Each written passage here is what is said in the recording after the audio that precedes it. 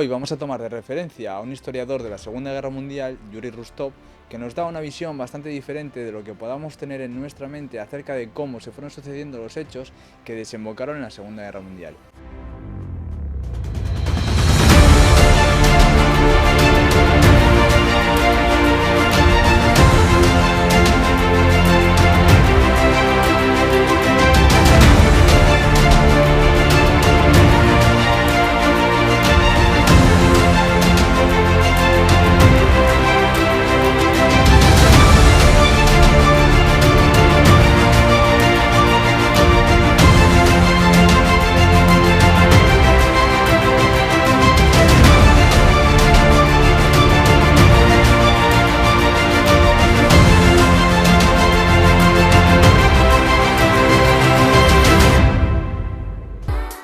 Haciendo un repaso rápido a lo que sabemos sobre la historia mundial del siglo XX, diríamos que estos dos enemigos enfrentados en la Segunda Guerra Mundial jamás pudieron ser aliados, pero como hemos podido ver también a lo largo de la historia, muchas piezas clave de la sociedad norteamericana que despliegan sus tentáculos a través de la política influenciaron u ordenaron en muchas ocasiones actos totalmente reprobables que cambiaron el curso de la historia en favor de las grandes élites.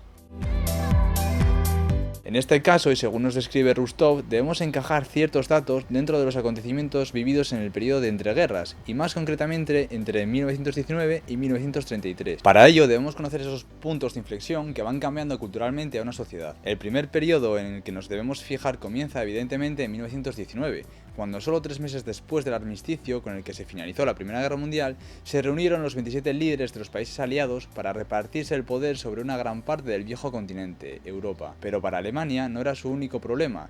Ese mismo enero, los comunistas comenzaron a ponerse nerviosos y vieron la oportunidad de llevar a cabo un levantamiento armado en suelo alemán. Asediaron edificios clave y fue entonces cuando tuvo que reaccionar el recién estrenado ministro Ebert. No tardó en ganarse la confianza de los cargos militares para que estos le ayudasen con soldados retirados a combatir por esta causa. El ejército fue efectivo y el ataque no duró más que una semana y los líderes comunistas fueron apresados y algunos eliminados de una forma brutal para que el resto tomara ejemplo.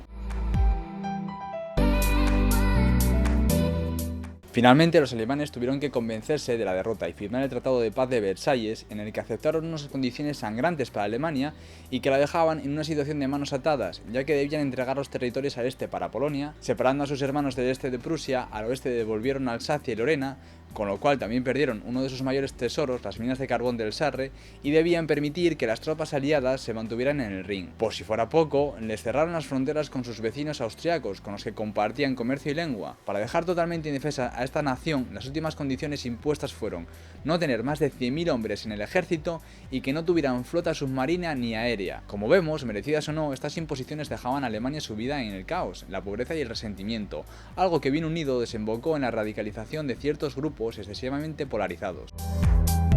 Poco después, en 1921, el primer ministro francés Briand reclama que se fijen las compensaciones, harto de tener que ahogar a sus compatriotas con impuestos para reparar los daños físicos producidos por el bando enemigo. Aunque Alemania estaba en una situación de decadencia, no importaba y pidieron una cantidad de 6.600 millones de libras, algo tremendamente difícil de asumir para el país en ese momento. De esta manera, llegamos a los últimos meses de 1922, cuando el nuevo primer ministro francés Poincaré reclamó el pago que los alemanes no estaban siendo capaces de finalizar. Los franceses, cansados de esperar, invadieron la ciudad de Ruhr sin oposición, ya que las fuerzas militares eran mínimas a causa del Tratado de Versalles. 11 de enero de 1923. Los alemanes observaban atónitos e indefensos cómo los soldados franceses y belgas tomaban el control de Ruhr. En ese momento, los obreros y los políticos alemanes se unen. Se dan mítines de protesta por toda la ciudad y los obreros del Ruhr paran la producción, creando una ciudad fantasma donde los trenes invadían las vías y las chimeneas no humeaban. La solución más pacífica que encontró en ese momento el gobierno francés fue llevar a sus propios trabajadores, cosa que los aliados no vieron con buenos ojos, ya que cerraron las fronteras de la ciudad y registraban a los visitantes y a los propios habitantes como a extranjeros.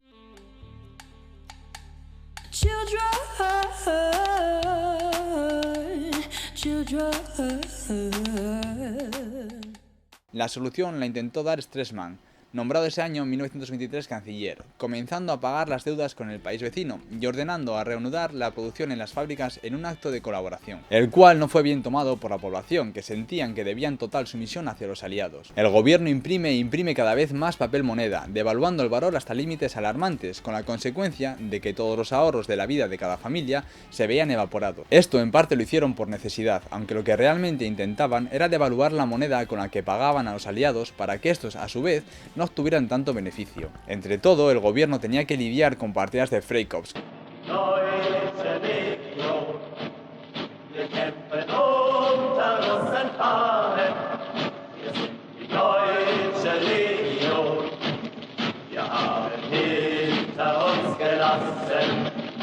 que no eran más que agrupaciones de exmilitares experimentados y con ganas de venganza, que de alguna manera ayudaban a los cargos militares, aunque en ocasiones eran difíciles de controlar. Es en este ambiente de gestación donde empiezan a salir diferentes partidos radicales, y entre ellos el de Adolf Hitler en Múnich, con su aliado Ludendorff, que era un general del ejército que había vuelto del exilio en Suecia, que nunca había admitido la derrota y que en el último año había estado conspirando y había conseguido 55.000 hombres para el partido. Por esto decidieron dar un golpe de estado con 600 hombres en la tarde del 8 de noviembre en la cervecería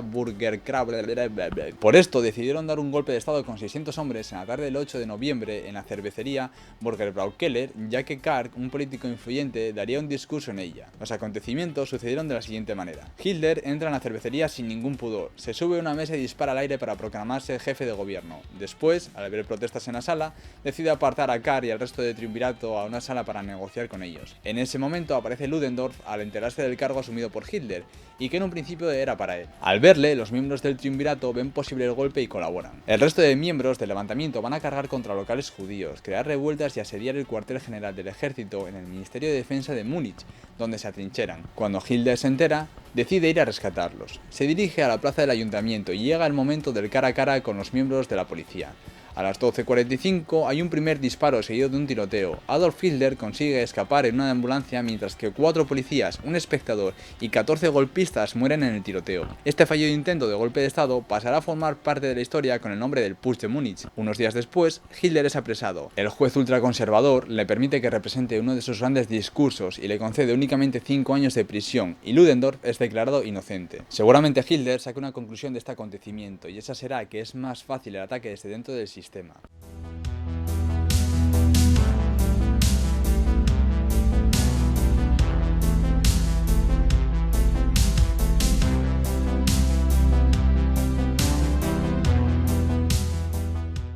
Como vemos, la situación del país se estaba volviendo cada vez más inestable y la presión que ejercían los países aliados, como Francia, no ayudaba. A su vez, junto a Inglaterra, habían adquirido una deuda de 8.800 millones de dólares con los Estados Unidos, que debían saldar y consideraban que debía pagarla a Alemania al haber perdido la guerra, por lo que tuvieron que imprimir marcos hasta la devaluación de la moneda, que ascendió al 512%, lo que quiere decir que un dólar equivalía a 4,2 billones de marcos, y cuando entra el dinero en juego solo tenemos que seguirlo. Así que, ¿quién aportó dinero a la economía alemana?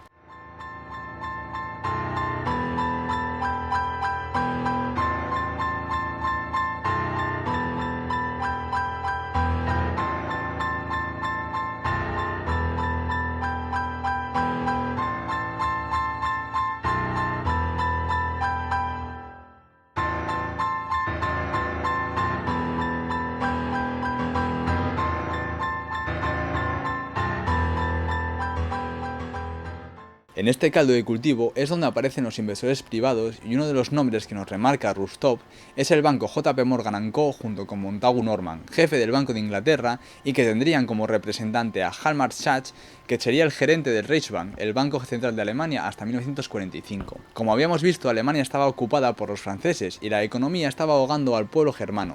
En ese momento se crea el Plan Dawes, con Estados Unidos como mediador, y que estaría destinado a organizar los pagos que deberían de hacerse por parte de todos los países afectados tras la guerra. Era un plan redondo, sobre todo para Estados Unidos, ya que le prestaría dinero a Alemania, en concreto 200 millones de dólares, de los cuales la mitad los aportaría JP Morgan, para que ésta pudiera financiar su deuda con Francia, Gran Bretaña y Bélgica, y estos a su vez pudieron devolver su préstamo a Estados Unidos también. Si entendemos lo que es una burbuja, aquí podemos ver el origen de todo, pero como toda burbuja durante unos años funcionó y el marco alemán se estabilizó a la espera de que Wall Street retirara sus préstamos.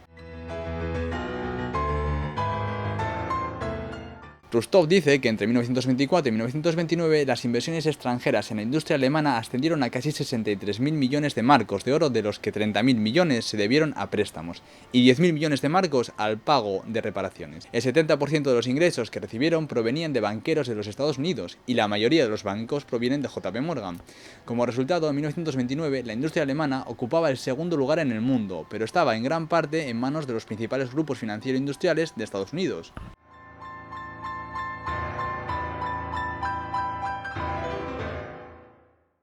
En todo este entramado también podemos encontrar a la familia Rockefeller, que habría financiado el 45% de la campaña de Hitler en 1930 a través de pagos efectuados desde la Standard Oil hacia la Interesgemeinschaft Farbenindustrie, un conglomerado de empresas entre los que se encontraba la Bayer y que tenía el monopolio de la industria química, algo que resultó no ser muy oportuno ya que producirían el gas Ciclón B que se usaría en las cámaras de gas.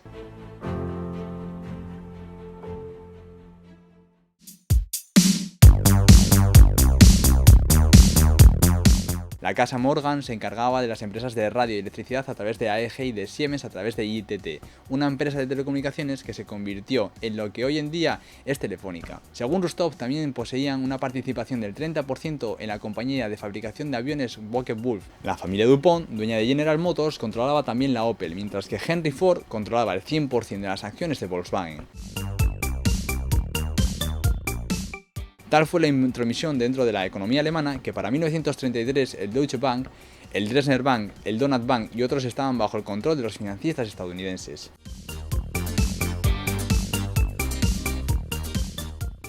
Existen otras evidencias de la extraña financiación del partido nazi que llegaba desde bancos suizos y suecos y que Hitler no poseía grandes cualidades para la política. ¿Cómo se unen estas afirmaciones? A través de dos personas. Una de ellas, el agregado militar y oficial de inteligencia del ejército de Estados Unidos, el capitán Truman Smith, que había sido encargado de emitir un informe acerca de Hitler en 1922 y que según William Lawrence Scherer, periodista, historiador y corresponsal de guerra estadounidense, afirma que no tuvo buenas palabras en su valoración, pero por otro lado, Rustov cuenta que fue el propio Smith el que le encargó la valoración a Ernst Hans Thälgel, un periodista de madre norteamericana graduado en Harvard y cercano a este, que quedó entusiasmado con uno de los discursos de Hitler y que se convertiría en uno de sus principales apoyos, emitiendo una valoración en la que se encontraba sorprendido de la influencia que podía ejercer en la masa.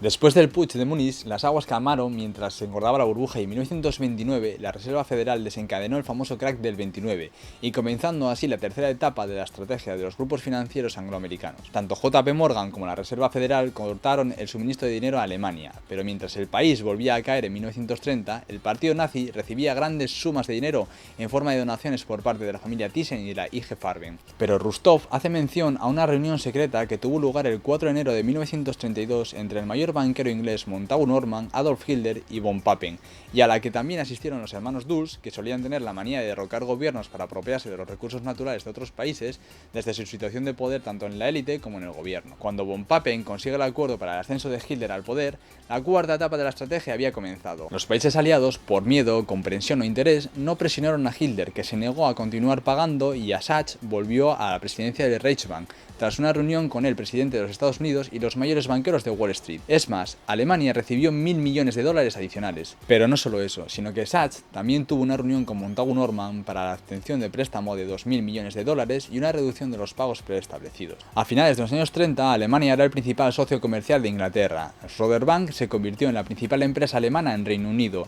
y en 1936 su oficina de Nueva York se unió a la de los Rockefeller, formando el Schroeder Rockefeller & Co. Banco de Inversión.